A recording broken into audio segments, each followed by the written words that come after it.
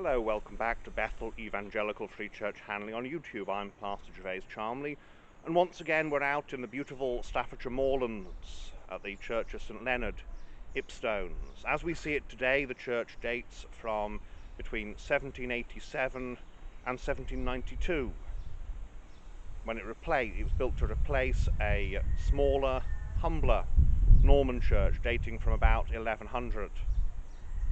It's a statement of wealth and importance for this moorland community. And before we go inside, we'll have a bit of a look outside and a bit of a look at the scenery as well. St Leonard stands in an elevated position to one side of the village, and as we pan around we can see the hills, the sign there telling us that this is the edge of the village. That's for anyone watching from overseas, that is a national speed limit applies sign, but you'd be a lunatic to do 60 down that road.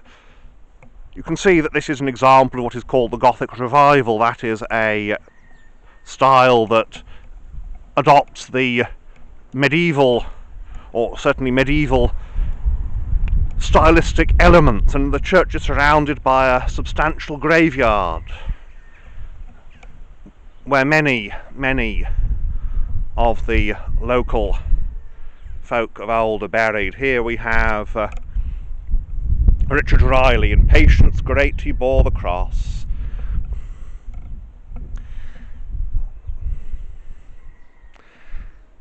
And what indeed a blessing to bear the cross in patience, resigned to God. There is here the faith of simple country folk. You see the building is a fairly simple example of Gothic Revival. It's early Gothic Revival with the typical wide tracery and with a later porch added. Well, why don't we go inside and enjoy the beauties of this building, much beautified by successive generations.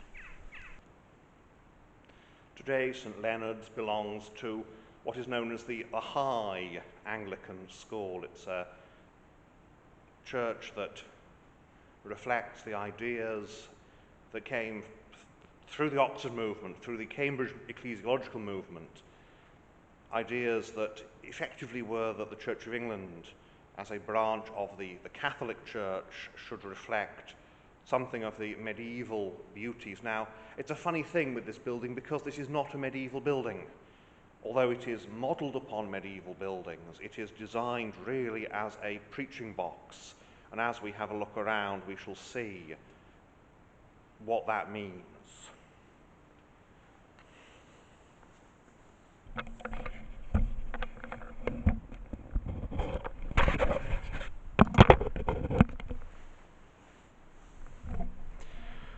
So you can see St Leonard's is basically a box. There are no aisles. It is a big box with a big ceiling. You see there the Victorians, in their desire to make it look more medieval, have added this great screen separating the chancel and the nave, and they have, using the organ and the vestry, made a narrow chancel. But St Leonard's has a much greater history, much older history than that, and here we see it. This is the tympanum that would have stood above the door, the main door of the Norman church. It is a beautiful piece of work, Viking really in its style. It shows a combat between what looks like a dog and a dragon, or maybe two dragons, and reminds us of the wild moorlands that existed here before the area was, as it were, tamed by man. It's a beautiful piece of work that speaks to us of the ancestors, the people who settled here. And as we look around the church, we see the tower arch there, and above it a modern piece of stained glass of Christ, the Good Shepherd, and below the font, near the door to symbolise entry to the church. There are a number of relics remaining from the previous building. Here we have the memorial to the Reverend Henry Sneed. The Sneeds were a major local family. The Reverend Henry Sneed, who died in 1851. It is a beautiful piece, but of course not at all medieval in its style. The screen is more Art Nouveau than it is Gothic. I mean, look at the paintings, particularly that adorn it. The pulpit in the corner there. The War Memorial. Every parish church in England pretty much has one, commemorating first of all those who died in the First World War, and then those who died in the Second. The commandment boards have been banished, this is often the case, have been banished to the west wall, and below books and the like. As we move forward, we have an old communion table standing in the nave, and above, again because this is an Anglo-Catholic church, above a high altar, and high is the word to describe it there. The pulpit, with its pulpit fall and a little banner of praying hands. The Coalbrookdale version of Leonardo da Vinci's The Last Supper. This was very, very popular. These were mass-produced. It's probably iron, or maybe it's polished bronze, but probably lacquered ironwork.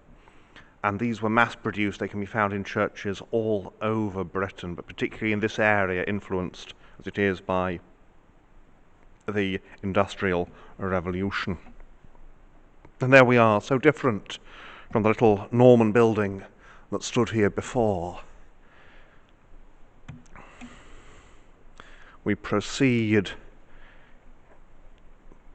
through the chancel. Look at the beauty of the screen. Look at the carving on it. We praise thee. We worship thee.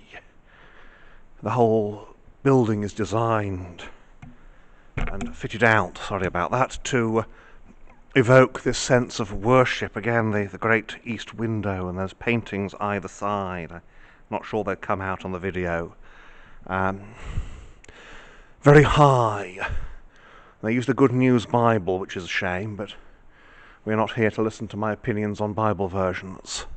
Here is the east window, and it's quite typical. We have St. Leonard there, St. Augustine, St. Ced, St. Alban. St. Leonard, of course, is the saint the church is named for. St. Ced was one of the missionaries, the Anglo-Saxon missionaries, who established the church in Mercia. St. Alban, the British proto-martyr. St. Augustine, this will be St. Augustine of Canterbury, not of Hippo. Augustine of Canterbury, of course, is the man who establishes the mission in England. And here we are again looking west through the chancel arch. And you can see again this great space that is designed for simplicity, for preaching. The Church of England, when this was built, this is the late 18th century, many of these little parishes would have been low church, if not evangelical, and the centrepiece, as it were, of the service would have been the sermon. It has been reordered and refitted for a very different type of worship, and we see here the pews, the font. None of the fittings really are original 18th century. They all reflect the 19th century, early 20th century. It is a magnificent structure, nonetheless, a place of great beauty. I do like these 18th century, late 18th, early 19th century churches. Early in the 18th century, it's often even better, because you have buildings that are very simple neoclassical structures. We've just rediscovered Gothic, and let's see what we can do with it. But again, so much of the interior is so much later. There are many memorials, not as many as you'd find in an older building, but you have memorials. For example, here there is a memorial to a former headmaster of the village school, church warden and licensed lay reader, 1880 to 1922, a faithful son of Holy Church, which is a very high church way to put things. And the sun streams through the great east window, and the stained glass gives us a certain dim religious light, to use a popular expression.